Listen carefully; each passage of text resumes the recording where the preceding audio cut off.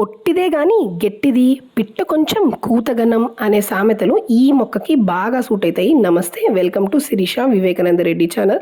మీరు చూస్తున్న ఈ మొక్కని కుండీలో ఇంట్లోనే కొంచెం సన్లైట్, వారానికి 2 సార్లు నీళ్లు, నెలకు ఒకసారి కొంచెం వర్మీ కంపోస్ట్ ఇస్తే చాలు ఇది బాగా పెరుగుతుంది. 2 నుంచి 5 అడుగుల వరకు పెరుగుతుంది.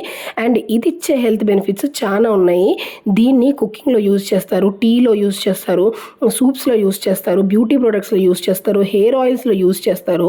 అండ్ ఈ ఆకుల్ని నుంచి ఆయిల్స్ అయితే తీస్తారు. అండ్ ఆ ఆయిల్స్ని మైగ్రేన్ పెయిన్ ఉన్న వాళ్ళు తీసుకుంటే ఆ పెయిన్ అనేది తగ్గుతుంది, మైండ్ అనేది రిలాక్స్ అవుతుంది.